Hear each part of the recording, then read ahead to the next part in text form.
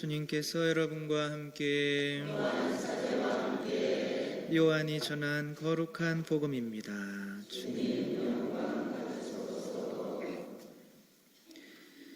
그날 곧 주간 첫날 저녁이 되자 제자들은 유다인들이 두려워 문을 모두 잠가놓고 있었다. 그런데 예수님께서 오시어 가운데에 서시며 평화가 너희와 함께 하고 그들에게 말씀하셨다. 이렇게 말씀하시고 나서 당신의 두 손과 옆구리를 그들에게 보여주셨다. 제자들은 주님을 뵙고 기뻐하였다. 예수님께서 다시 그들에게 이르셨다. 평화가 너희와 함께. 아버지께서 나를 보내신 것처럼 나도 너희를 보낸다. 이렇게 이르시고 나서 그들에게 숨을 불어넣으며 말씀하셨다. 성령을 받아라. 너희가 누구의 죄든지 용서해 주면 그가 용서를 받을 것이고 그대로 두면 그대로 남아있을 것이다. 12 제자 가운데 하나로서 쌍둥이라고 불리는 토마스는 예수님께서 오셨을 때에 그들과 함께 있지 않았다. 그래서 다른 제자들이 그에게 우리는 주님을 배웠소 하고 말하였다. 그러나 토마스는 그들에게 나는 그분의 손에 있는 못자국을 직접 보고 그 못자국에 내 손가락을 넣어보고 또 그분 옆구리에 내 손을 넣어보지 않고는 결코 믿지 못하겠소 하고 말하였다. 여드레 뒤에 제자들이 다시 집 안에 모여 있었는데 토마스도 그들과 함께 있었다.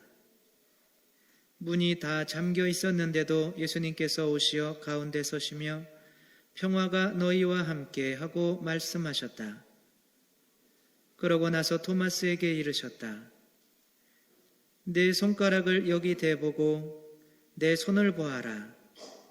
내 손을 뻗어 내 옆구리에 넣어 보아라. 그리고 의심을 버리고 믿어라. 토마스가 예수님께 대답하였다.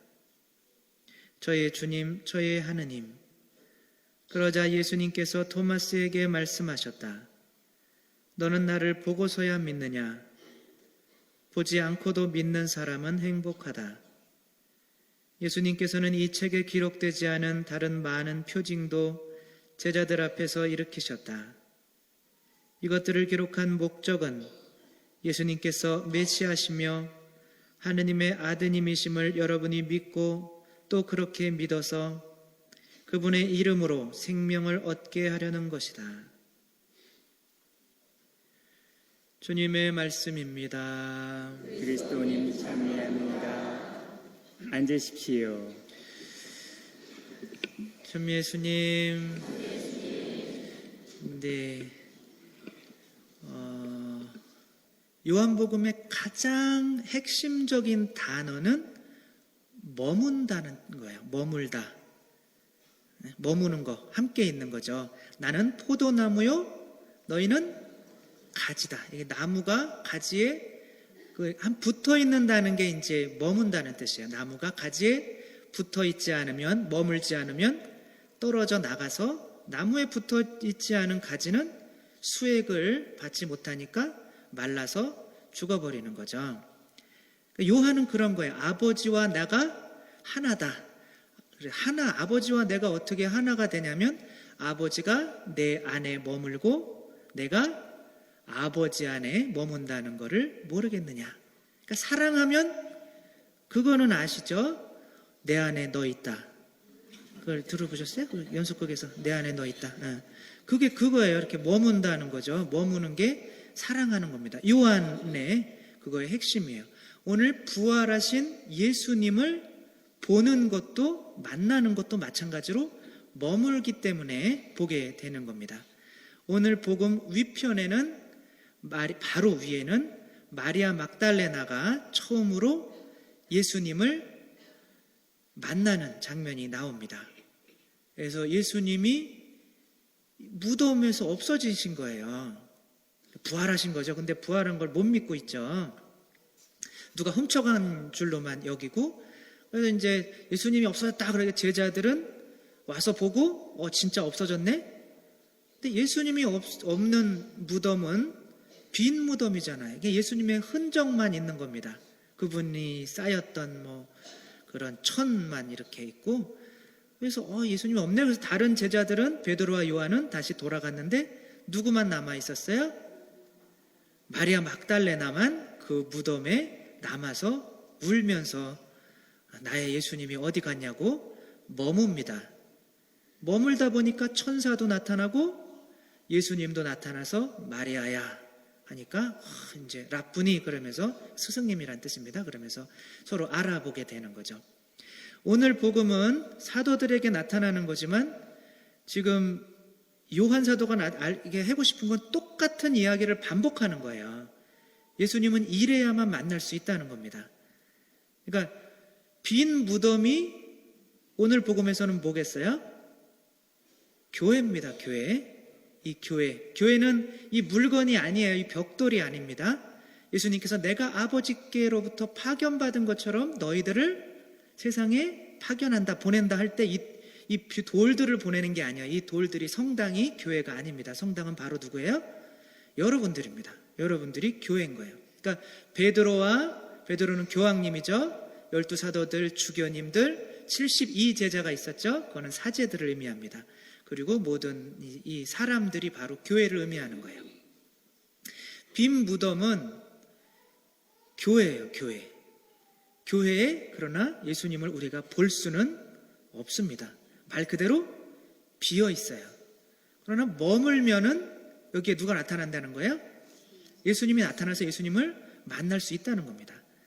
그래서 유다는 이제 예수님 팔아넘기고 가서 목매달아 죽었고, 그럼 11명 남았죠? 그러니까 한 명은 이제 토마스는 불안한 거예요. 지금 이 10명도 문을 활짝 열어놓고 있어요. 어떻게 하고 있어요? 문을 닫아 걸어 잠그고. 왜 걸어 잠궈요? 두려우니까. 자기의 스승인 예수님을 죽인 사람들이 자기들도 죽일까봐. 그러나 두렵지만 함께 모여 있는 거예요. 근데 토마스는 함께 모여 있다가는 큰일 날 것 같으니까 혼자 피해 있는 거죠. 그때 예수님이 이 10명에게만 나타나시는 겁니다. 그러니까 이 머무르는 마리아 막달레나처럼 이렇게 빈 무덤에 교회에 와보면 여러분도 보시다시피 십자가에 달려 계신 이분이 진짜 예수님은 아니에요. 여러분 앞에 뿅 하고 나타나지를 않습니다. 그러나 머물다 보면 무언가 이렇게 빛나는 게 있고 계속 머물다 보면 그분이 그리스도이시라는 것을 분명히 만나게 됩니다. 그 토마스도 돌아와서 열 받아요, 안 받아요? 자기만 못 보고 나머지 10명은 부활하신 예수님을 봐가지고 이제 막 기뻐하고 있는 거예요. 우리 이제 끝났다 싶었는데 예수님이 나타나가지고 이제 나 아주 기분 나쁘고 나 그냥 아주 갈래. 그렇게 갔으면 토마스는 교회에서 아주 떨어져 나가게 되는 거죠. 그러나 일주일 동안 그들과 함께 버텼습니다. 머물렀기 때문에 예수님 바로 안 나타납니다. 그냥 애간장을 녹일 대로 녹인 다음에 극적인 상황에 등장하는 게 예수님이에요. 바로 다음날 나타나서 토마 사도의 마음을 위로해주면 얼마나 좋아요. 일주일 동안 그들 가운데 그냥 그렇게 참고 있다가 이렇게 만나게 해줍니다. 교회에 머무른다는 게 쉬운 게 아니라는 것을 알려드리겠습니다. 교회라는 것은 이 건물처럼 가만히 있는 게 아니라 끊임없이 움직이는 겁니다. 그러니까 여러분들도 교회에 머물러 있으려면 끊임없이 움직여야 돼요. 몸으로 움직이는 게, 성당은 그대로 있어요. 그러니까 제가 외국에 있을 때 우리나라 신자들이 이렇게 여행을 오잖아요. 성지순례 오면은 사진 한 장 딱 바티칸에서 찍고 라테란 성당 갔다가 성바오로 성당 갔다가 공항으로 이렇게 가요. 우리는 한 달 동안 이렇게 보면서 이렇게 있은 이런 것들을 30분이면 다 봅니다. 우리 관광객들은. 그러니까 저희가 따라갈 수 있어요, 없어요? 우리는 맨날 그 사람들 쫓아다니다 보면은 딴청 피다 보면 없어져요. 항상 사라지더라고. 왜 이렇게 빠른지. 왜냐면 우리나라 사람들은 최대한 많이 사진을 찍고 그걸 우리나라에 와서 자랑을 해야 되거든요. 그러니까 저도 사실은 그래서 독일에 이태리 사람들이랑 버스 2대로 해가지고 독일에 갔었는데 이태리 사람들도 똑같아요. 우리나라 사람들처럼 사진 찍고 막 돌아다녀요. 왜? 저 잊어버려가지고 아무튼 되게 곤란을 겪었던 적이 있습니다. 그게 교회예요. 교회는 자꾸 이렇게 움직여요. 그러니까 베드로 교황님 있죠. 여러분 교황님은 누군지 아시죠? 아세요? 보셨죠? 교황님이 이끄는 대로 우리가 쫓아가지 않으면, 교황님이 걸프전 한다고 그러면 걸프전 반대한다. 뭐 낙태한다고 그러면 우리는 낙태 반대한다. 피임한다고 그러면 피임 반대한다. 뭐 자연을 뭐 해서 파괴한다고 하면 우리는 그런 거 반대한다. 계속 무슨 어떤 그런 이야기들을 해요. 거기에 우리가 쫓아가지 않으면 교회에서 떨어지게 되는 거예요. 왜냐하면 끊임없이 움직이는 겁니다. 그러니까 쉽게 얘기해서 지금 교황님이 베드로예요. 12사도 중에 첫 번째 우두머리로. 그러니까 베드로 위에 교회를 세운 거예요. 그리고 지금 로마 바티칸에 가면 거기에 베드로 시신이 묻혀져 있고 지금 교황님이 사시고 계십니다. 그러니까 그 예수님이 세우신 교회가 지금 이제 계속 이어져 오고 있는 거죠. 그러니까 쉽게 얘기하면 성당에서 신부님이 새로 오셨어요. 새로 신부님이 오셨는데 이 성당이 낡았다. 이 성당이 낡았으니까 지금 새로 부시고 새로 짓자. 그래서 각 가정마다 1,000,000원씩 신립을 하겠습니다. 이렇게 하면 성당에 안 나오는 사람들이 있겠어요, 없겠어요? 이렇게 자신있게 안 나올 것처럼 이렇게 얘기하세요? 그러니까 그렇게 하면 안 나오면은 교회에서 어떻게 되는 거예요? 떨어져 나가는 거예요. 힘들지만 어떻게 해야 된다는 거예요? 쫓아다녀야 된다는 거예요. 밀링고 대주교님 아세요? 밀링고 임마누엘 밀링고라고 그 아프리카에서 최연소 39살인가의 대주교님이, 주교님도 거치지 않고 대주교님이 되시고 마귀 든 사람이 있으면 이 사람이 다 쫓아내고 아무튼 굉장히 능력을 발휘하던 대주교님이었는데 우리나라 여자를 알게 됐어요. 성마리아라고, 성순례 마리아 씨인가? 통일교에서는 이렇게 정해주는 대로 결혼하잖아요. 체육관에서. 그 통일교에서 결혼을 시켜줘. 이 대주교님이 자기도 결혼하고 싶다고. 이거는 대주교님은 우리 천주교 이렇게 혼인하는 거 신부님들이 저 결혼 안 했어요. 신부님들이 왜 혼인을 하지 않냐. 옛날엔 다 혼인했는데. 그리고 신부님들이 혼인을 하지 말아야 된다고 정해진 게 1,000년밖에 안 돼요. 우리 천주교는 2,000년이잖아요. 그치, 역사가? 근데 중간에 정해진 거예요. 나는 그런 걸 받아들일 수가 없다 이거예요. 난 결혼하겠다. 그래가지고 통일교에서 정해준 성마리아라고 하는 자매님과 결혼을 했어요. 미국에서. 하고 내가 혼자 살겠다고 독신서약을 한 거를 풀어줘라. 교황님한테 왔더니 너 교황님이 그딴 식으로 하면 파문하겠다. 그러니까 또 쫄아가지고 어떻게 했어요? 그럼 나는 일단은 바티칸 안에 이제 숨어 있던 거죠. 그랬더니 성마리아라고 하는 우리 한국 자매님이 우리 여자들이 그렇게 남편을 그렇게 위하는지 몰랐어요. 바티칸 광장에 와가지고 일주일 넘게 단식 묵주 들고, 왜 성당도 아니면서 묵주를 들고 있는지 모르겠어요. 묵주 들고 나의 남편 밀린 거 대주교 빨리 나오시라고, 나의 남편 없이는 못 산다고. 일주일 동안 뉴스에 계속 나오는 거예요. 그래서 창피해가지고 나중에 뭐라 그러는지 알아요? 나는 우리 남편의 애까지 뵀다고 이렇게 배도 이렇게 볼록 나왔어요. 알고 봤더니 그냥 밥 많이 먹어서 나온 거예요. 진짜 애가 아니라 살이 쪄 있었던 거예요. 살이. 창피해가지고 아무튼 결국에는 그 둘이 결혼해서 지금 결혼해서 잘 살아요. 결혼해서. 근데 지금 막 이상하게 나가고 있어요. 본인이 이제 결혼한 사제들 다시 복직시키고 뭐 주교도 만들고 뭐 이상한 종교를 또 만들어 가고 있는 거죠. 지금 우리 통일교 와가지고 우리나라에서 막 통일교에 도움되는 일도 많이 하고 있고, 그러나 계속 주교 복장은 입고 다녀요. 자주 우리나라 옵니다. 그런 거죠. 이렇게 변화하는 거에 교회에서 사제들이 결혼하지 말고 독신으로 하겠다고 정했으면 그걸 따라야 돼, 안 따라야 돼요? 안 따르겠다고 하면 본인이 밖으로 나가는 겁니다. 마찬가지로 예수님께서 베드로 위에 교회를 세우실 때는 예수님이 눈에 보이는 채로 함께 계셨어요. 토마 사도는 변화된 교회를 못 쫓아가는 거예요. 이제 예수님이 안 계시고 두려운 거예요. 이제 변화되는 거죠. 그동안 예수님이 함께 계셨는데 지금은 예수님이 계시지 않는 거예요. 나는 이 교회에 함께 할 수 없다고 떨어져 나간 거예요. 처음에는 토마 사도가. 그랬다가 다시 머물게 되니까 예수님을 보게 됐던 거죠. 예수님은 이 교회에 오늘은 자비주일이에요. 후 성령을 받아라. 누구의 죄든지 너희가 용서하면 용서받을 것이고 용서하지 않으면 용서받지 못한 채 남아있을 것이다. 이게 이제 예수님이 베드로에게 하늘나라의 열쇠를 주죠. 내가 내 위에 교회를 세운다. 그리고 내가 너한테 하늘나라의 열쇠를 준다. 네가 땅에서 매면 하늘에도 매어 있을 것이고 땅에서 풀면 하늘에도 풀려 있을 것이다. 이게 하늘나라의 열쇠가 죄를 용서하는 권한입니다. 그걸 교회한테만 준 거예요. 그 12사도에게. 근데 토마 사도는 떨어져 있었기 때문에 그거를 받지를 못한 거죠. 다시 돌아왔으면 그걸 다시 갖게 되는 거예요. 그래서 지금 밀린고 주교님이 주교 복장하면서 여러분에게 고해성사를 줘도 여러분이 가서 받아도 아무 효력이 없습니다. 미사를 해도 그거는 성체가 아닙니다. 그냥 밀떡이에요. 변화가 안 됩니다. 베드로와 교회와 떨어져 있기 때문에. 교회는 몇 개예요? 하나입니다. 교회는 하나예요. 그래서 이제 예수님이 그러니까 아버지가 예수님을 파견하셔요.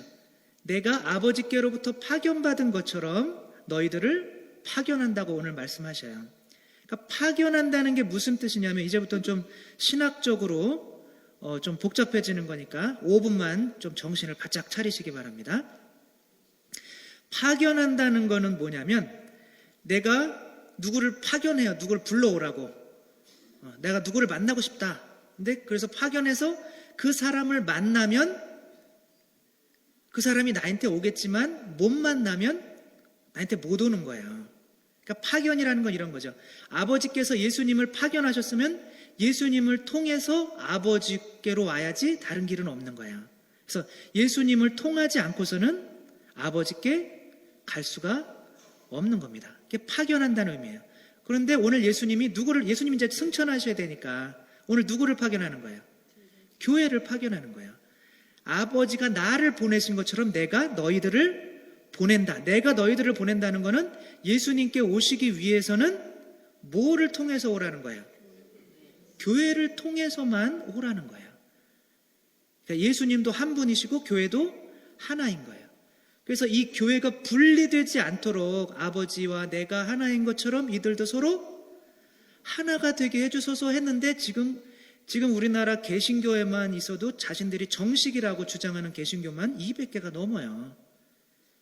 분리가 계속 교회에서 이제 가톨릭에서 계속 많이 분리가 나온 겁니다. 가장 큰 분열이 2번 있었어요. 언제 있었냐면 한 1000년경에 동방교회와 서방교회가 나누어지게 됩니다. 우리는 동방교회, 서방교회예요. 동방교회요?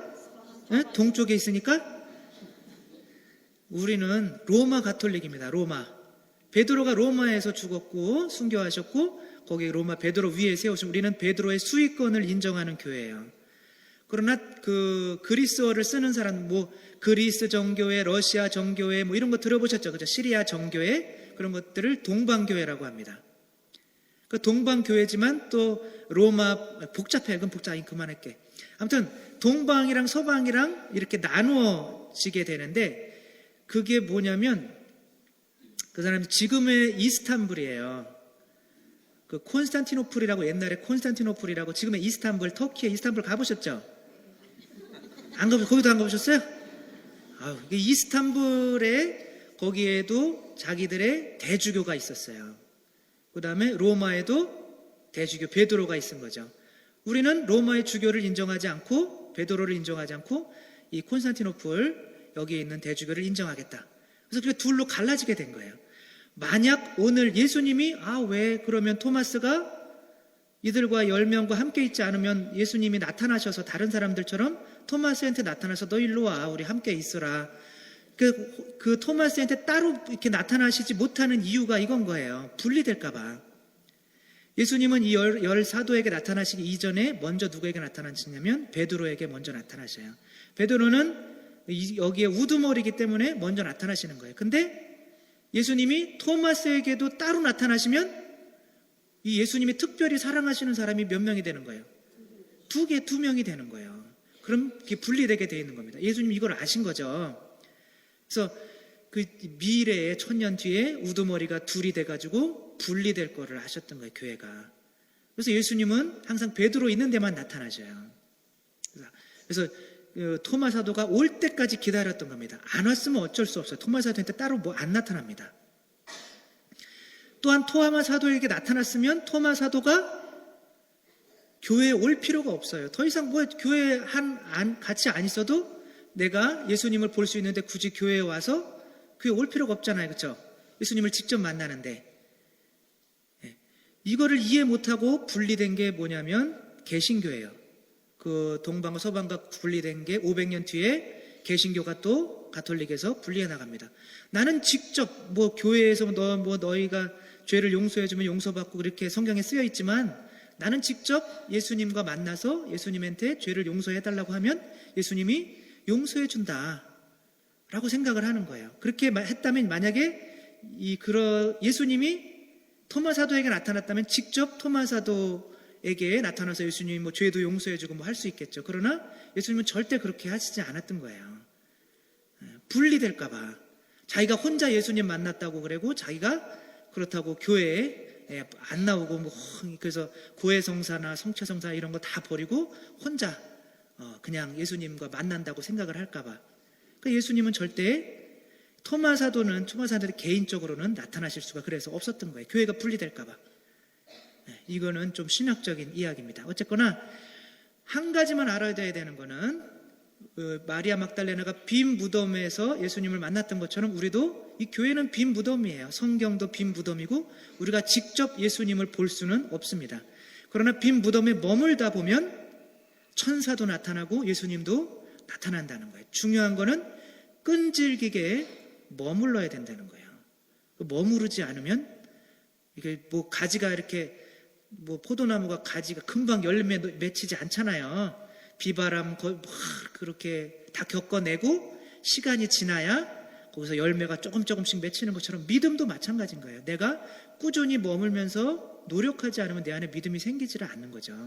그래서 아무튼 교회에 끊임없이 머물 수 있는, 그래서 이제 첫 번째가 그렇게 나타난 거, 두 번째가 토마 사도가 없을 때 나타난 거고, 두 번째가 토마 사도가 있을 때 나타나신 거고, 세 번째가 이제 갈릴레아 호수에서 나타나십니다. 그때도 베드로가 있었어요. 베드로와 이제 사도들, 주교님들이죠. 제자 2명, 그 신부님들입니다. 그리고 배는 노아의 방주, 노아의 방주, 그거는 교회를 상징합니다.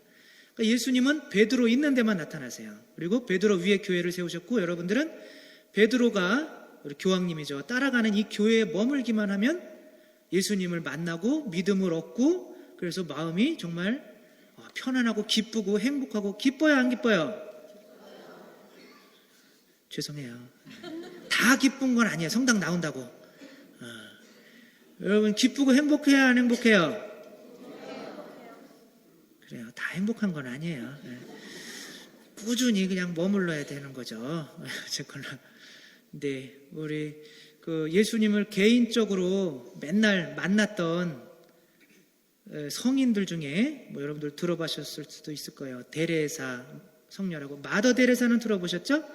그 데레사 같은 이름이신데, 그 아빌라의 데레사 성녀는 그냥 맨날 밤날 예수님 보는 거예요. 예수님 보고 천당도 갔다 지옥도 갔다가 이제 보여주고 막 그래요. 그 아빌라의 데레사가 돌아가실 때 나는 지금까지 예수님과 황홀경에 빠져서 예수님도 만나고 직접 만나고 이제 그렇게 해서 너무 기쁘다고 이렇게 돌아가실 때 이런 말을 안 했어요. 그게 중요한 게 아닙니다. 그 아빌라의 데레사가 돌아가실 때 맨 마지막으로 한 말이 있습니다. 요한 바오로 이색해서 돌아가실 때 나는 행복합니다. 여러분도 행복하십시오 하신 것처럼 그 아빌라의 데레사는 이렇게 얘기합니다. 내가 행복한 이유는 바로 교회에 딸로 죽기 때문에 행복한 겁니다.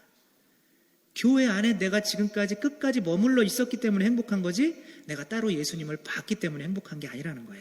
그러니까 여러분들도 끝까지 교회 안에 머무는 것 자체가 예수님을 만나고 하느님 나라에 간다는 거.